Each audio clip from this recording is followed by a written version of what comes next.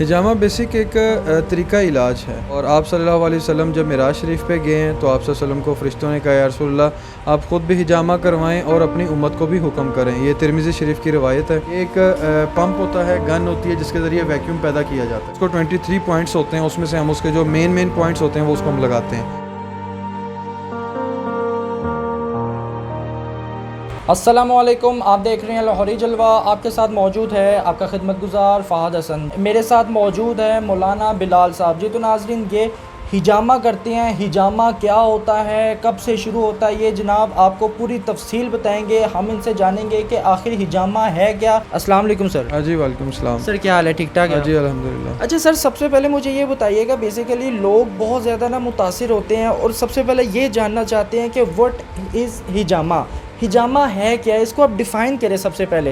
हिजामा basic एक तरीका इलाज है और इसमें हमारी बॉडी के अंदर जो टॉक्सिस होते हैं, फासिद मादे होते हैं, खून, पानी, गैसेस, ठीक है, जो हमारी स्किन के अंदर आ जाते हैं, उसको निकालने का एक तरीका है। अच्छा, हिजामा ये जो सा अमल है ये कब से शुरू हुआ है? हिजामा बेसिक ये चाइनीज़ थेरेपी है। ये आप अलैहिस्सलाम के ज़माने से पहले से इसको कह लें कि राइज है ये। और आप सल्लल्लाहु अलैहि वसल्लम जब मिराज शरीफ पे गए हैं तो आप सल्लल्लाहु अलैहि वसल्लम को फ़रिश्तों ने कहा या रसूलल्लाह आप ख़ुद भी हिजामा करवाएं और अपनी उम्मत को भी हुक्म करें। ये तिरमिज़ी शरीफ की रवायत है। तो आप अलैहिस्सलाम ने उसके बाद ख़ुद हिजामा अब ख़ुद भी करवाया, बारहा अपनी ज़िंदगी में करवाया।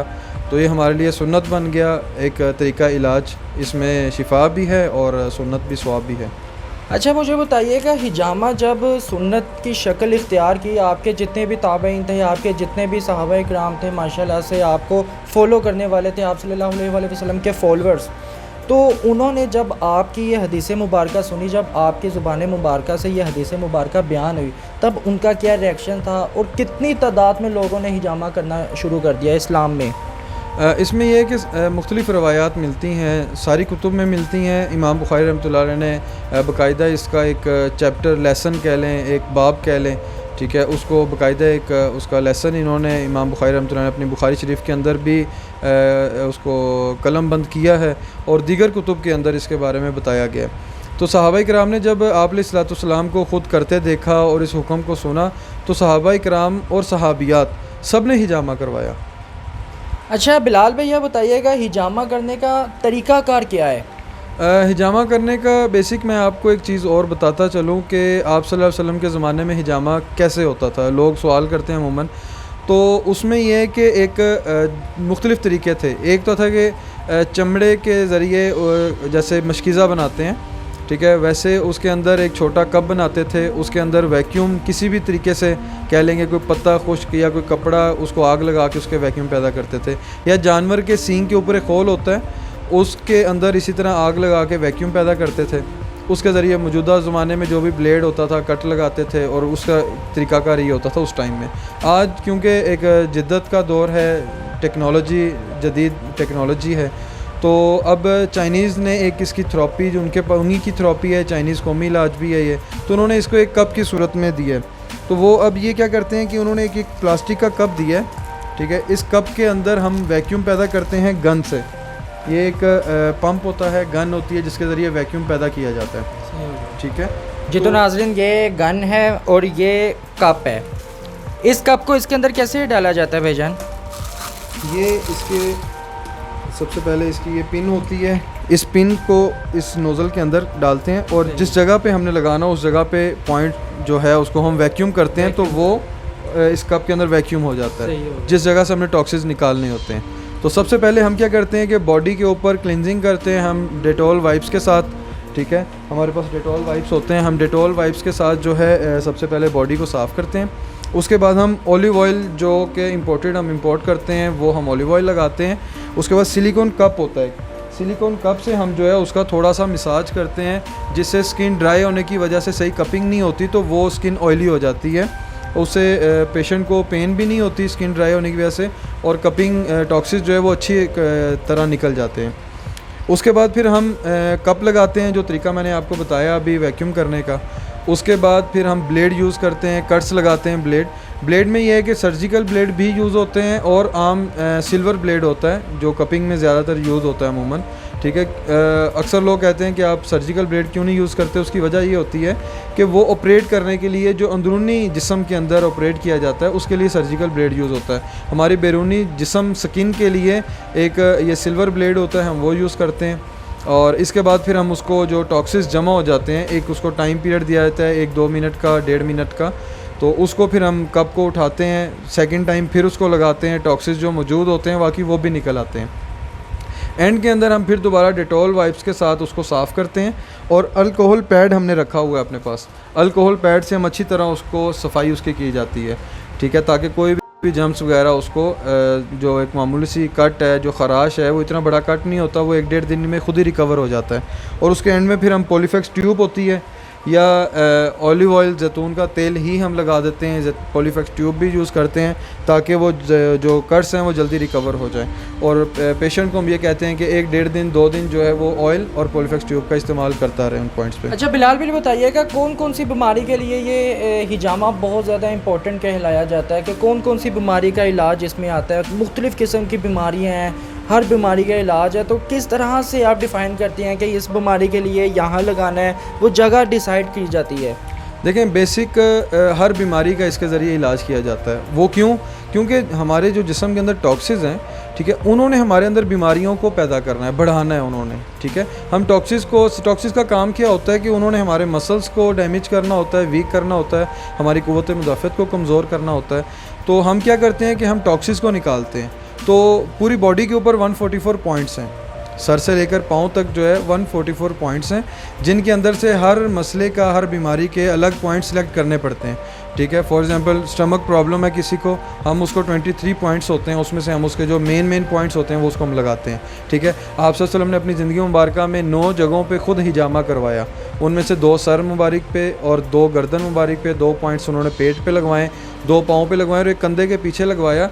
कंधे के पीछे जो आप सल्लल्लाहु अलैहि वसल्लम ने इस जगह पे लगवाया पॉइंट, उसमें हदीस शरीफ में आता है कि आप सल्लल्लाहु अलैहि वसल्लम ने फरमाया कि 70 बीमारियों की शिफा इस एक पॉइंट के अंदर है।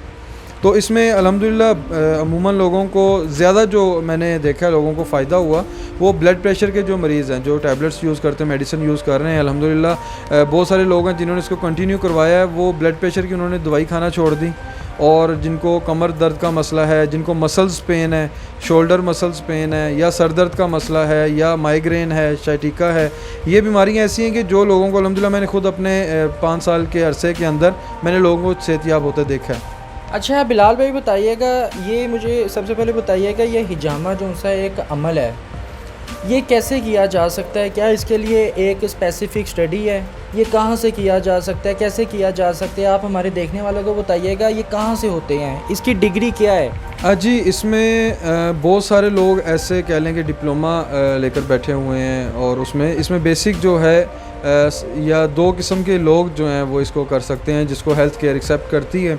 वो MBBS डॉक्टर हैं, या हिकमत का जिन्होंने कोर्स किया, तिब वल जराह का 4 साल कोर्स होता है, वो करते हैं। उसके बाद डिप्लोमा होता है, इनकी प्रैक्टिस होती है, वो लोग ये कपिंग कर सकते हैं। डॉक्टर कर सकते हैं जो MBBS है, और जो हिकमत का हकीम है, तिब वल जराह का जिसने कोर्स किया हुआ है, वो कर सकते हैं। अच्छा बिलाल भाई बताइएगा, जैसे आपने बताया कि ये जैसे कप है, आप ये गन के ज़रिए अंदर लगा देते हैं, तो आप जब लगा देते हैं, कट आप कर देते हैं, कट के बाद जब ब्लीडिंग आने लग जाती है, फिर उसके बाद आप कितनी देर तक कपिंग की शक्ल पे उसको रहने देते हैं? इसमें ये होता है कि देखा जाता है कि पेशेंट के जो टॉक्सिस कितने निकल रहे हैं, हम उसको देखते हैं। सम टाइम होता है कि टॉक्सिस कम निकलते हैं, हम उसको 1 मिनट दे देते हैं, 1.5 मिनट दे देते हैं, ताकि अच्छी तरह वो निकल जाए। फिर दूसरी दफ़ा लगाने का मकसद यही होता है कि जो कोई टॉक्सिस थोड़े से बच गए हैं वो भी वैक्यूम के प्रेशर से निकल जाएँ। अच्छा, सम टाइम होता है पेशेंट को मसला ज़्यादा है या टॉक्सिस उसके ज़्यादा हैं बॉडी के अंदर, तो वो ज़्यादा टाइम लेता है, उससे फिर 2 मिनट 3 मिनट भी हम उसको टाइम देते हैं ताकि टॉक्सिस अच्छी तरह निकल जाएं। और उसका भी यही होता है कि हम सेकंड टाइम फिर लगाते हैं ताकि जो टॉक्सिस पीछे हों वो भी अच्छी तरह निकल जाएं, ताकि पेशेंट को अच्छी तरह जो फ़ायदा उसका हो। अच्छा बिलाल भाई आप बताइएगा, किस साल की उम्र से लेकर किस साल की उम्र तक लोगों को ये हिजामा करवाना चाहिए? इसमें यह है कि 10 साल के बच्चे से लेकर अगर उसको कोई ऐसा मसला है हम उसको लगाते हैं, लेकिन उसके पॉइंट्स और उसके कट्स बहुत ज़्यादा एहतियात के साथ सेलेक्ट भी किए जाते हैं और लगाए भी जाते हैं। और उसके बाद तकरीबन मैक्सिमम जो है 60 इयर्स के लोगों को हम लगाते हैं, लेकिन उनकी पहले सेहत देखते हैं। अगर वो हेल्दी हैं और इस चीज़ को बर्दाश्त कर सकते हैं तो हम उनकी सेहत के एतबार से लगाते हैं। अगर नहीफ़ हैं, कमज़ोर हैं, तो फिर हम 50 से ऊपर के लोगों को नहीं लगाते। 60 इयर्स तक के जो लोग हैं या 55 इयर्स तक के लोग हैं उनको कपिंग की जाती है और अल्हम्दुलिल्लाह फ़ायदा भी होता है। सही हो गया। अच्छा, लास्ट में आप कोई पैगाम देना चाहेंगे हिजामा के फ़वाइद के बारे में? हिजामा असल में हिजामा एक ऐसी फ़ायदेमंद चीज़ है कि आप सल्लल्लाहु अलैहि वसल्लम को अल्लाह रब्बुल इज़्ज़त ने फ़रिश्तों के ज़रिए, ये अल्लाह रब्बुल इज़्ज़त ने नमाज का तोहफ़ा ख़ुद दिया मिराज शरीफ के सफ़र में, और फ़रिश्तों के ज़रिए ये तोहफ़ा इस उम्मत को दूसरा मिला मिराज शरीफ का। यानी कि मिराज शरीफ के सफ़र में 2 तोहफ़े मिले, एक नमाज का और एक हिजामा कपिंग का। इसकी वजह क्या? लोगों की बहुत सारी अपनी अपनी रिसर्च हैं इसके बारे में, लेकिन इसकी बेसिक वजह क्या है कि आप सल्लल्लाहु अलैहि वसल्लम को इतनी इस मुबारक सफ़र के अंदर इस हिजामे को इतनी अहमियत दी गई। उसकी वजह ये है कि जिस्म के अंदर जो टॉक्सिस हैं, फासिद मादे हैं, ठीक है, उनके निकलने का कोई और तरीक़ाकार नहीं है। देखें, जिस्म के अंदर जो भी फुजला है हमारा, आप कह लें यूरन है, ठीक है, हम पानी पीते हैं, जो इस्तेमाल हो जाता है हमारी बॉडी को लग जाता है वो इस्तेमाल हो जाता है, जो बच जाता है, जो वेस्ट होता है वो हम यूरन के ज़रिए निकाल देते हैं, ठीक है। अल्लाह पाक ने इसका एक निज़ाम रखा है इंसान के जिस्म के अंदर। तो जो टॉक्सिस हैं इसका भी अल्लाह पाक ने निज़ाम रखा है कि वो हमारी स्किन के अंदर आ जाते हैं।